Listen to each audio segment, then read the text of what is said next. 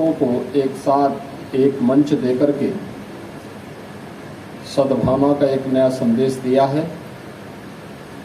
और इस अवसर पर ये मेरा सौभाग्य है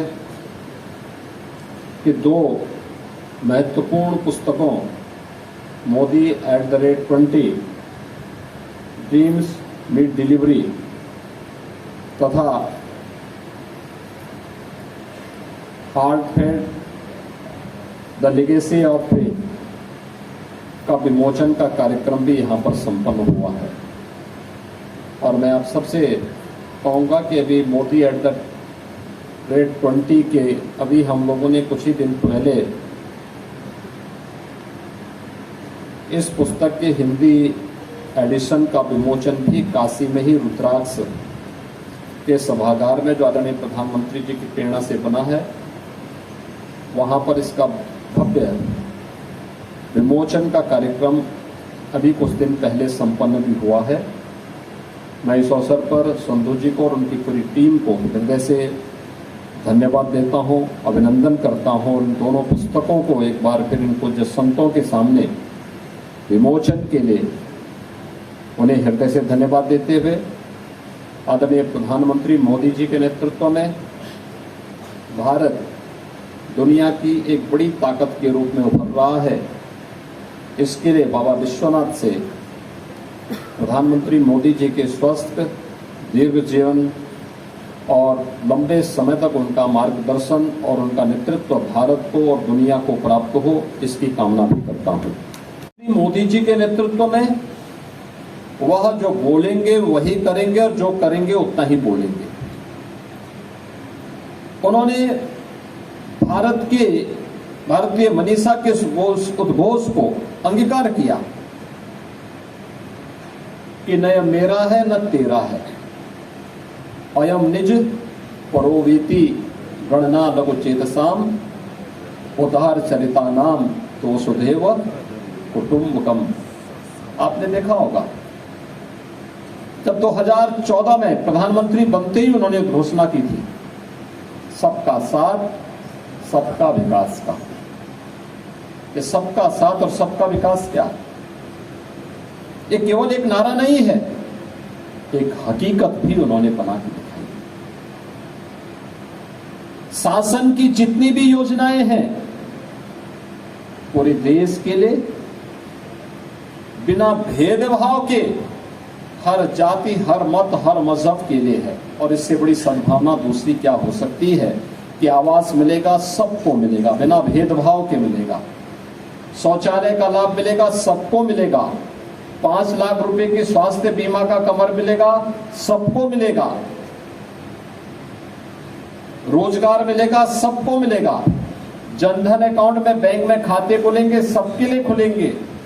पीएम स्टार्टअप की योजना, पीएम स्टैंड अप की योजना, पीएम मुद्रा की योजना, ये सबके लिए समान रूप से होगी। पीएम किसान की योजना, ये सबके लिए समान रूप से होगी। किसी भी योजना को जाति मत मजहब क्षेत्र और भाषा के आधार पर उन्होंने सीमित करके नहीं रखा, बल्कि सबका साथ और सबका विकास उनके शासन की योजना का हिस्सा है। देश के 135 करोड़ लोग उनके लिए परिवार के सदस्य के समान हैं, किसी के साथ कोई भेदभाव नहीं। यह प्रधानमंत्री मोदी जी के नेतृत्व में आज पूरे देश के अंदर उत्तर से दक्षिण तक, पूरब से पश्चिम तक, ये सर्वत्र देखने को मिल रहा है। प्रधानमंत्री मोदी जी के नेतृत्व में गौरव की अनुभूति करते हैं और पूरा देश प्रधानमंत्री मोदी जी के नेतृत्व में उनके विजन और देश के प्रति उनके समर्पण के भावों के साथ जिस मजबूती के साथ जुड़ा हुआ है, यह अविस्मरणीय है और पूरे देश के लिए अनुकरणीय भी है। ये मेरा सौभाग्य है एक लंबे समय तक प्रधानमंत्री मोदी जी का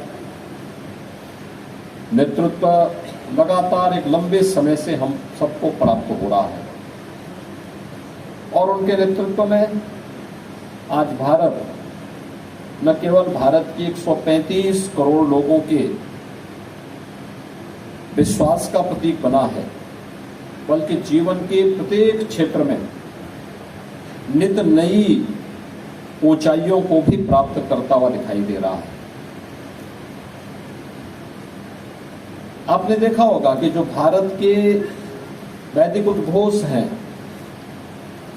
उसको बड़ी सहजता के साथ उन्होंने अपने जीवन का हिस्सा बनाया और उसे व्यवहारिक धरातल पर उतारने का कार्य भी किया। अक्सर हमारे जीवन में सबसे बड़ी समस्या क्या होती है? एक नेता एक लंबे समय तक आम जनमानस के विश्वास को बनाए नहीं रख पाता। कारण है क्योंकि एक बार दो बार वह भले ही झूठी घोषणा करके भले ही सत्ता हथिया ले, लेकिन जन विश्वास को लंबे समय तक अर्जित करना अपने आप में एक चुनौती होती है। और ये चुनौती तब चुनौती नहीं रह पाती, तब ये चुनौती विश्वास में बदलती है जब किसी नेता का आचार और विचार दोनों में बेहतर समन्वय हो। और प्रधानमंत्री मोदी जी के नेतृत्व में इस देश को ये सब दिखाई देता है। वे जो बोलते हैं वही करते हैं और जो करते हैं वही बोलते हैं। एक राज्य में इतना भारी विश्वास है लोगों के मन में कि नहीं, प्रधानमंत्री मोदी जी ने कह दिया है तो जरूर होगा। और ये जरूर होगा का मतलब उन्हें देश के नेतृत्व पर विश्वास है। और भारत की एकात्मता और भारत की अखंडता के लिए इससे बड़ी बात दूसरी नहीं हो सकती है जो आज इस देश के अंदर देखने को मिल रहा है। भाइयों बहनों, भारत की आस्था का सम्मान कैसे होना चाहिए? श्री करतारपुर कॉरिडोर के निर्माण की कार्रवाई हो या फिर गुरु गोविंद सिंह जी महाराज के पावन प्रकाशोत्सव कार्यक्रम को लेकर के जो कार्यक्रम चल रहे थे, उसको लेकर के राष्ट्रीय स्तर पर समिति के गठन की कार्रवाई का हो। गुरु गोविंद सिंह जी महाराज के 4 साहबजादों की स्मृति में बाल दिवस के कार्यक्रम के आयोजन को आगे बढ़ाने का कार्यक्रम हो, या फिर इस देश के अंदर उन सभी प्रतीकों को सम्मान करने का 1984 के दुर्भाग्यपूर्ण नरसंहार की एसआईटी गठित करके दोषियों के खिलाफ कार्रवाई करने की का कार्य हो, या फिर